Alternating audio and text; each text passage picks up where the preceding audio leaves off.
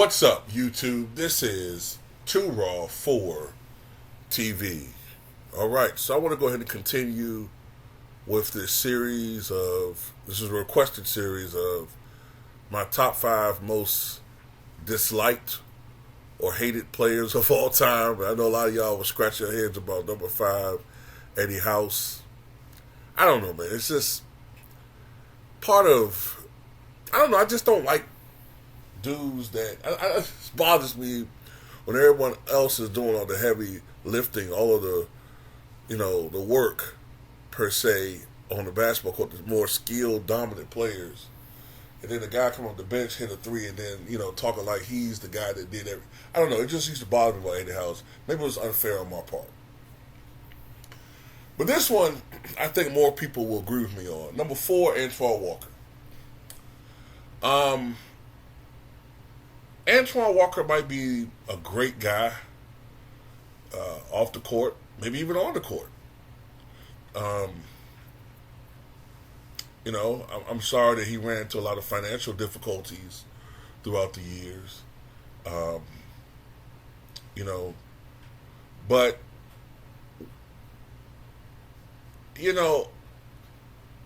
the thing I disliked about Antoine Walker was his game. The game that he eventually developed. Now, when he first came to the NBA, I think it was 97. I think it was the last year Michael Jordan played for the Chicago Bulls. I think that was his rookie year.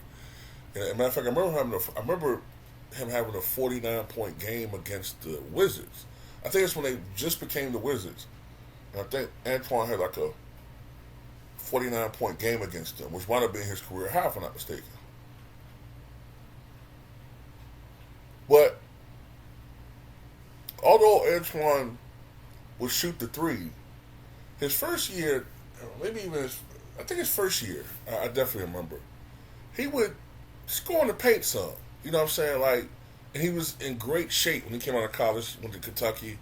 He was 6'8", 220. I think he was 225 when he came out of college, 230. He was in great shape. There's something happened in the bubble.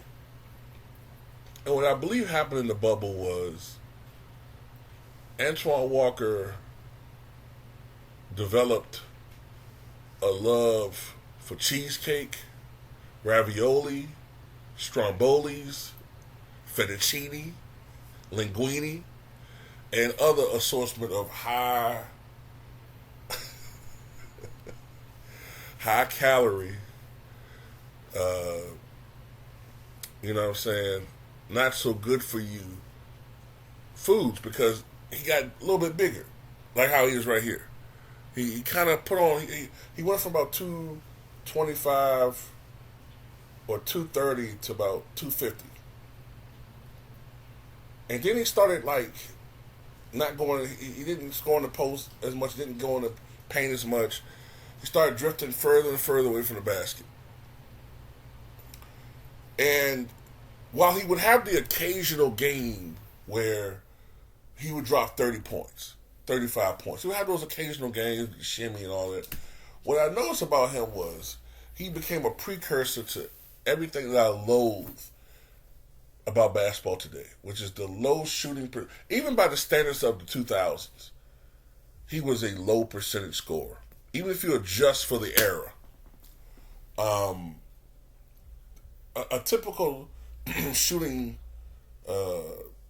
shooting line for Antoine Walker would be something like 39% from the floor, 29% from three, 63% from the foul line. That is not an efficient player at all. Plus, I remember him always leading the NBA in his prime in three-point attempts, but never in 3 points made. So he just became a 3-point jacker who wasn't a great 3-point shooter. Very horribly efficient. Wasn't a good defender. Now, first look at some of his numbers right now.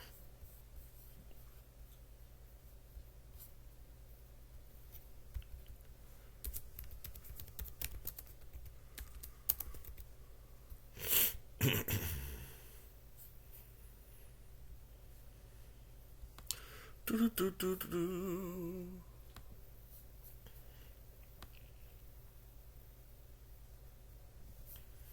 All right, so no, actually his rookie year was 96, 97.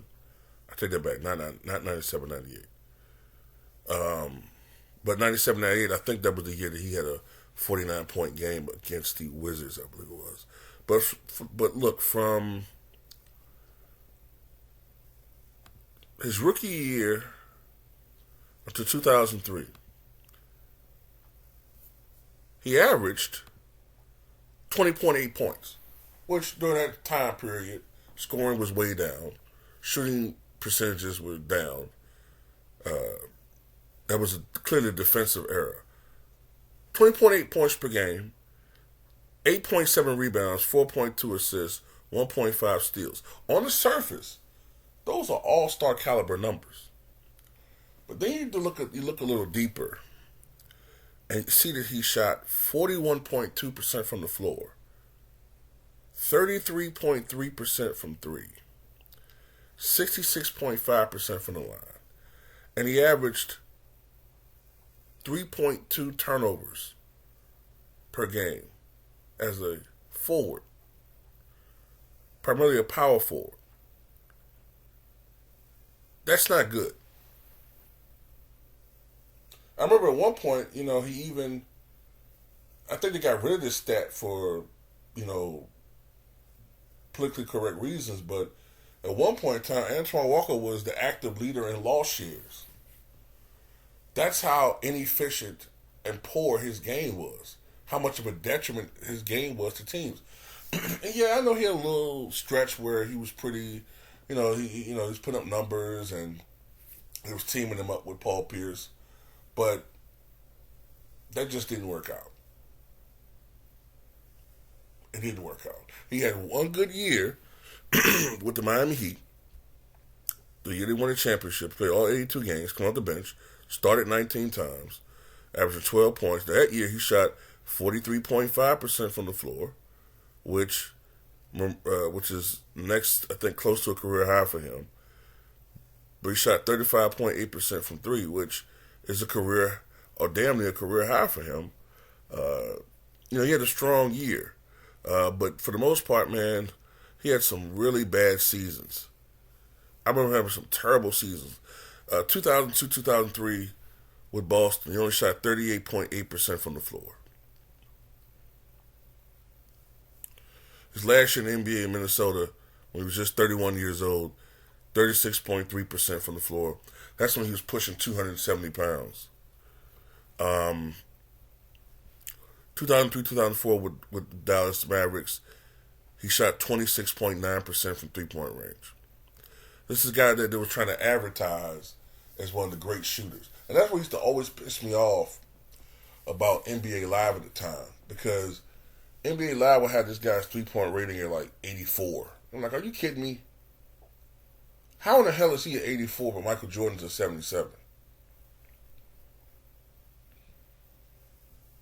We'll see, because, he can shoot the three. No, man. Does the ball go in at a higher percentage with Walker or Jordan? And it's about the same. But Walker takes a lot more. Whereas in the years when Michael Jordan took three or more three-point attempts, he shot 38.5% from three. Right? But in the years when Walker had 1 year, 2001, 2002, he took 8 threes a game. That was unheard of in that era. It's commonplace now, but it's unheard of then. And he only shot 34.4% from three that year. We knocked LeBron James for shooting that bad, but Walker was worse. You get what I'm saying? So this is why I didn't like him as a basketball player. I just thought he was totally inefficient and just a detriment to most of his teams. And that's another thing I want to say before I end. Most guys, when they know they're off, they kind of stop shooting. Not Walker.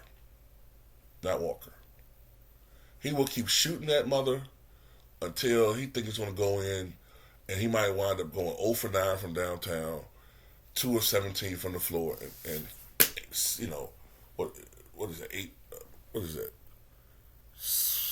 5 points. But anyway, that's all I got to say in this one, man. Tell me what you guys think.